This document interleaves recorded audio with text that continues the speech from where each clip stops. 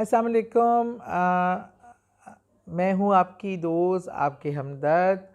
और शुरू करते हैं अल्लाह के नाम से। बिस्मिल्लाहिर्रहमानिर्रहीम। जो दिलों के हाल बेहतर जानता है। अच्छा, मुझे अभी मैंने कमेंट्स देखे तो उसमें कमेंट था कि ऐसा कुछ बताइए कि हम रात सोएं और सुबह हमारी दुआ कबूल हो जाए, हम दुआ मांग के सोएं। देखो, मेरा रब्बुल इज़्ज़त बहुत ही गफूरुर रहीम है। वो हमेशा दुआएं कबूल करता है, और जो नहीं कबूल होती ना, उसमें हिकमत होती है।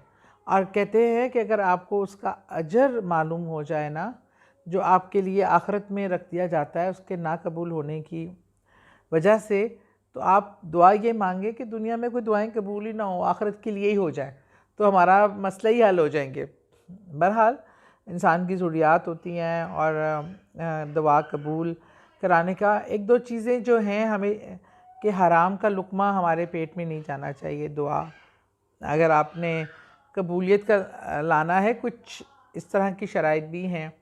और खुशू खुजू से अल्लाह के हजूर जो दुआ भी करें, मेरा यकीन है, बिलीव है, अल्लाह अपनी गुनाहगार से गुनाहगार की भी सुनता है।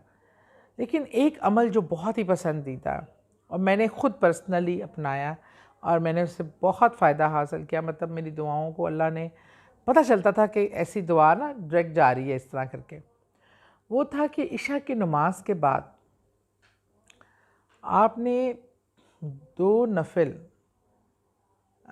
रसूल करीम सल्लल्लाहु अलैहि वसल्लम के वालिदैन और उनकी प्यारी बेटी फ़ातिमा ज़हरा रज़ी अल्लाह अन्हा के साले सवाब के लिए, हालांकि उनको, वो तो इतनी बड़ी हस्तियां हैं, हम तो उनके कदमों की खाक भी नहीं, हमारी हम क्या, हमारी औकात क्या। लेकिन रसूल पाक सल्लल्लाहु अलैहि वसल्लम अपने वालिदैन से, अपनी बेटी से बेपनाह मोहब्बत करते हैं।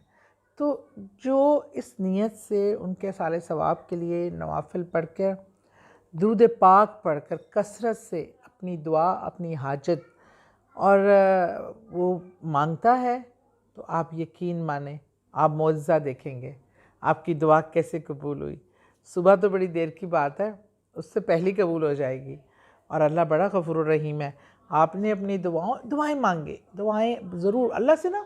मेरी ये नहीं होता कि आप जानमाज़ पे बैठे हैं तो आप दुआ मांग रहे हैं, या किसी मजलिस में बैठे हैं, या किसी कुरान खानी की महफिल में बैठे हैं। चलते फिरते अल्लाह से हम कलाम हो, अल्लाह से गुफ्तगू करें, वो तो आपको सुन रहा है, वो तो आपकी शारक से भी करीब है। मैं ड्राइव करती हुई जब जा रही होती हूँ तो भी मैं अल्लाह से बातें कर रही होती हूँ।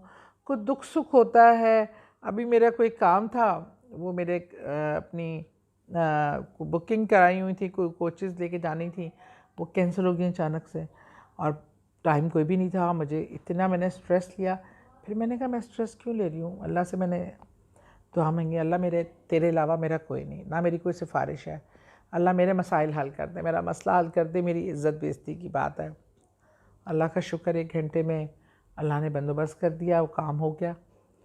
तो अल्लाह ताला आपके शारक के करीब है।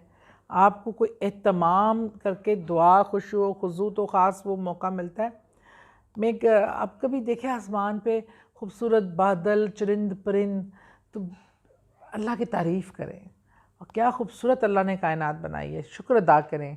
और शुक्र के साथ साथ जब आप दुआएं मांगेंगे, छोटी सी चीज़ भी लेनी है, अगर आपने तस्मा लेने भी जाना है, आप जो इख्तियार है आपके पास, आप जाके आराम से ले सकते हैं, लेकिन पहले उसको अल्लाह से तलब करें, अल्लाह मेरी ये ज़रूरत है, तू पूरी फरमा। बेशक हमारा अल्लाह ही हमारी ज़रूरतें पूरी फरमाता है, अगर वो हमें कोई वसाइल देता है तो वो भी उसी की देन होती है। तो इसलिए दुआओं की कबूलियत जो है वो आपके अपने हाथ में है। खुशू खुजू, प्यार मोहब्बत और दुरूद पाक, इतना ज़बरदस्त हथियार है आपके पास, इसके बाद तो गुंजाइश ही कोई नहीं रहती।